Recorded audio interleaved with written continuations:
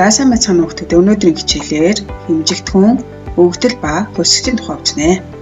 Энэ хичээлийг үзнээр дараах мэдлэг болон чадварыг олж авах нь хэмжигдэхүүн хувьсгч, өгөгдлийн тухай мэдэх, хувьсгчид утга олгох, гараас өгөгдөл оруулах, оруулсан өгөгдлийн утгыг програмд ашиглах. Хэмжигдэхүүн гэж юу вэ? Аливаа алгоритм програм нь оролтын өгөгдөл боловсруулалт хийж, үр дүнг гарган авах үйл ажиллагаа байдаг бөгөөд алгоритм програмчлал гаралтын өгөгдлийг хэмжигдэхүүнээр тодорхойлдог. Дараах жишээн дээр авч үзье. Стакан ус байна. Усыг стакан хийхдээ заавал хэмжээсийн дагуу хийнэ. Үүнтэй адилхан програмууд хувьсгч болон тогтмол тоогоож өгөөд үүнд заавал хэмжигдэхүүн байх. Хэмжигдэхүүний төрөл. Нэр төрөл болон утга бүхий объектыг хэмжигдэхүүн гэж нэрлэдэг бөгөөд хэмжигдэхүүний дотор нь тогтмол буюу хувьсах хэмжигдэхүүн гэж хоёр ангилна. Тогтмол хэмжигдэхүүн нь алгоритм програмын биелэх явцад утгаа огт өөрчлөлтгүй хэмжигдэхүүний тогтмол хэмжигдэхүүн гэх бөгөөд хувьсах хэмжигдэхүүн.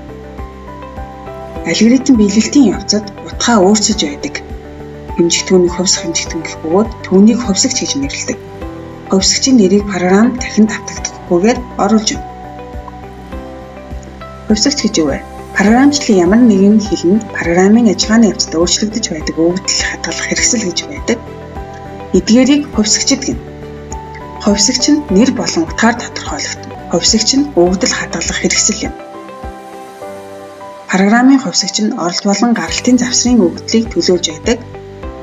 Small Basic хэлэнд бүхэл, бодит, мөр, бүлийн гэх мэт төрлийн хувьсгчуд байдаг. Харин хувьсгчийг тусгаалan зарлалгүй шууд хэрэглэнэ. Хувьсгчийг зарлах.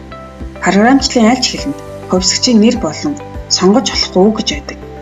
Тиймээс хувьсгчийн нэрийг зарлахдаа дараах 3 шаардлагыг хангасан байх ёстой гэж үзнэ.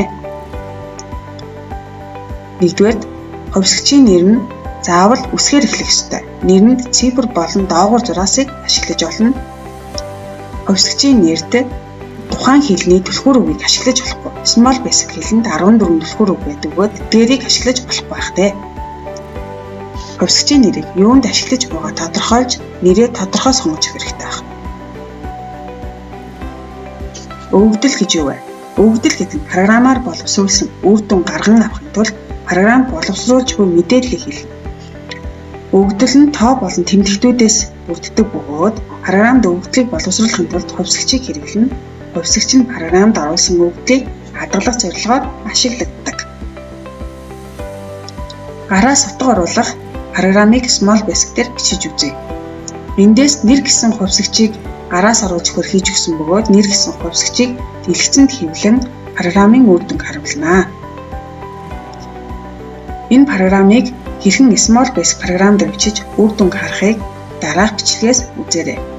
Үр дүнг харахтаа мэдээж F5 тавьчийг даран харна.